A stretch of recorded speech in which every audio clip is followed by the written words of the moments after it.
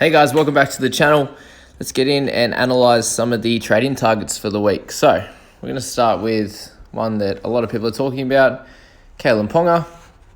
I'll jump in there and look at the stats. So firstly, obviously has had an amazing start to the season, averaging 68.5, which is perfect, scoring a try in those first three games. But you could see from rounds 4 and 5, since he's come back after there's been the rule changes, he's been able to score a lot more free. So you can see last game against the Storm, he didn't actually do too much. Had one line break, but mainly it was just those tackle breaks around the ruck there. You can see from those two games he's come back, he's got a few more tackle breaks than he was at the start. With those tiring forwards around the ruck, he's going to get a lot more attacking opportunities. And with Knights being a really high-quality team, he's someone I feel like is going to be a great option for anyone's team and will definitely be a keeper come the end of the season. So if he's someone you would like to get in your team now, you like watching him play, whatever that is for you, I'd suggest that he's a great option for your team. Nothing much more to say about Ponga there. The other guy that people are talking about this week is obviously Tedesco, with his crazy start since the return. Since his return, he obviously missed round 4 with his high temperature, but you can see the change from those first two games to the second two. He's always someone who's around the ruck, and with those tiring forwards, he's able to zigzag through defenses really easily. Again, in a really good team with the Roosters, who are going to go a long way this season. He's someone who's going to be scoring very high across the season. I wouldn't be expecting the scores of 90 and 111 that he's got the last 2 weeks, but this season I think he's going to be able to score higher than he did in the past. And when we say in the past, he's someone that used to average in the mid-50s. I think he'll be able to score 60 plus this year. So that's something to consider. And if we're looking at his price, he did gain 64k over this past week with his obviously massive 2 scores over the last 2 weeks. He will probably be someone that sits over 900k. So if you want to get in before that, then you can, but he's also a fullback, guys. So just remember that there's every chance that he's going to have a game or two where he scores 30, 40, and his score does drop. You know, he's a bit different to the forwards where they're going to get those consistent base stats. If he has a game where he doesn't have as much attacking stats, he only has sort of 5 or 6 tackle breaks, which is very likely, then he might see a price dip. But I can't see him going to $1 million. So if I wouldn't be forcing yourself to bring him in this week. And yeah, that's probably the biggest thing to say about him, but he's definitely going to be your best wing fullback keeper come the end of the season. Let's move on to another one that people are targeting in Latrell. Obviously, with Capewell and Staggs being out for the foreseeable future, Latrell Mitchell comes into play. Obviously, the last couple of games, he's played a lot better, and the really encouraging sign was against the Storm, who are obviously a good team. He was able to sort of be a standout player for the Rabbitohs in that game. Was in his 63, only had 1 try assist with the 2 line break assists there. But you can see he's becoming a lot more elusive with the ball.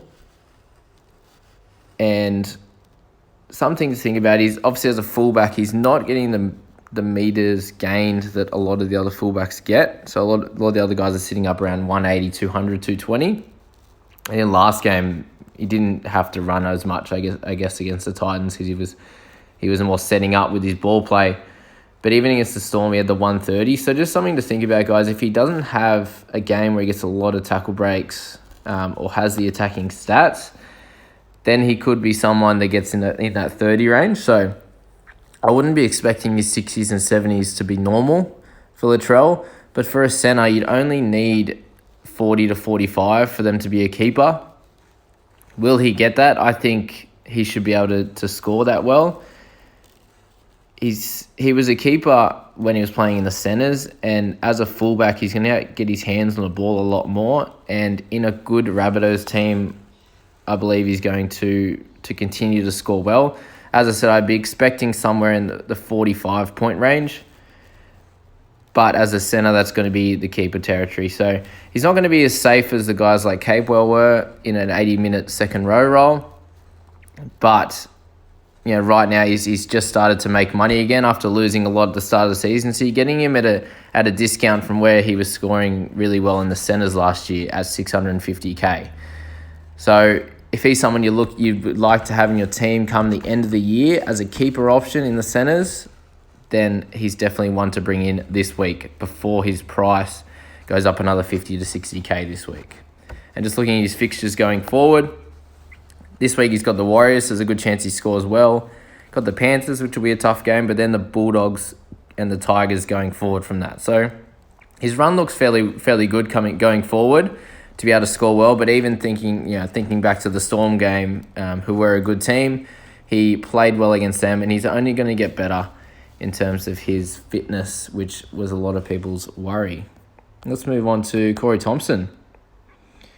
So he's just moved up to the Titans. He's going to be starting in the number 1 jersey this year, and seems to be the fact that he's going there and they're putting him straight in the 1 jersey. He's going to be a bit of a focal point in their attack. Only thing to think about there is that their attack isn't very good. They're the Titans team. They're struggling. So a lot of Corey Thompson's points are going to have to come from his run meters and his tackle breaks. So you can see last game in round 2 when he played against the Eels, he was able to score a try. Didn't have as many tackle breaks, but still scored 55. Him at his price point of 560 in a Titans team that's not very good, I think his ceiling is about a 45 average, which for a wing fullback isn't in keeper territory. He was looking at sort of 50 plus with Tedesco, Ponga, Trebojevic, these kind of guys. So I don't think he's going to be a buy. I think he's going to score well, but I don't think he's going to be a buy. So just keep that in mind if you're thinking about Thompson there. Let's go through Adam Dewey. There he is. So with Dewey, he's got a few games now in the 1 jersey. You can see last week you had 45 points against the Raiders, who are a good team, and obviously beat them on the weekend. But there's no attacking stats. He only had 2 tackle breaks and was still able to score 45, which is awesome to see for a fullback, that even in their games when they're not getting in tackle breaks that he was in round 3 and 4, that he's able to score really well. And that was on the back of 280 metres. He even had a few kicks during the game to get a few points. So that's going to be really important in selecting him. And the fact that you can get him in as a dual position fullback and half, I think he's gonna score well towards the end of from here towards the end of the season.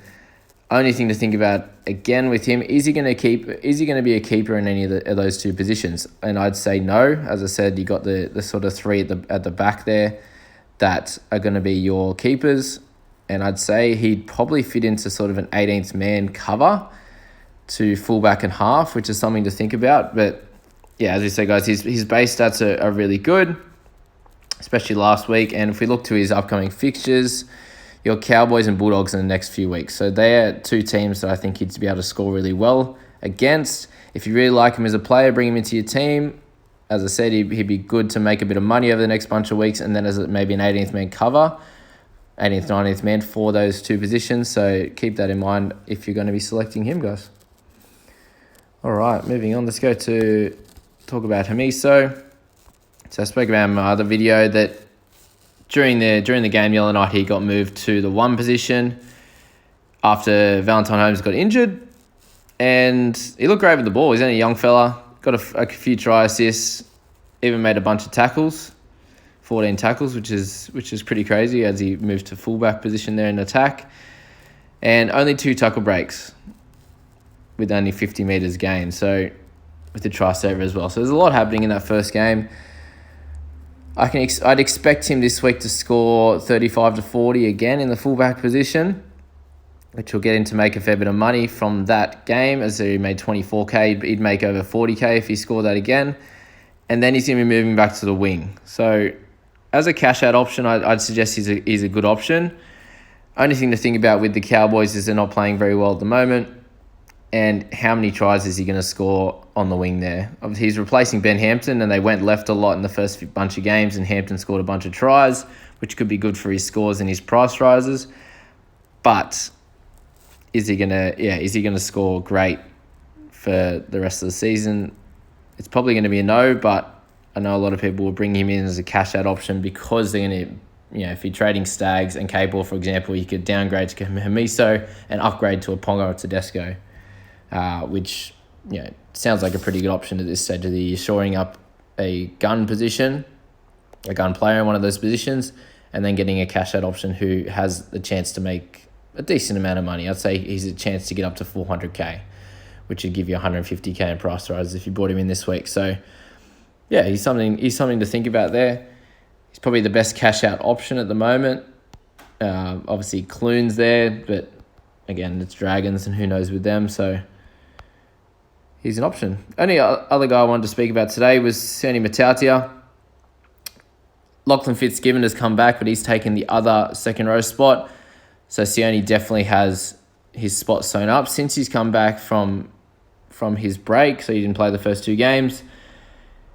He's averaging well. He's averaging 46, which in the centre, he's a centre as well as a second row forward. So you got the dual position there. That's keeper numbers. He obviously on the weekend had a pretty ridiculous game. Got the line break, but 53 tackles without a miss. So that's not something that I'd expect from him. I'd be expecting somewhere around 30 tackles like he has in the past. He's sort of always been that player when he plays 80 minutes in the second row that he can be a borderline centre keeper. The issue with him is he does tend to move to the centres if there is an injury because he used to play there in the past. So that's something I'd be thinking about with Sione. But obviously being in a Knights team, there's a chance to have some attacking stats, on the back of some Pearce and Ponga efforts on that side there. But again, it's completely up to you. His scores are all over the shop. He didn't play the full 80 against the Raiders in round 4.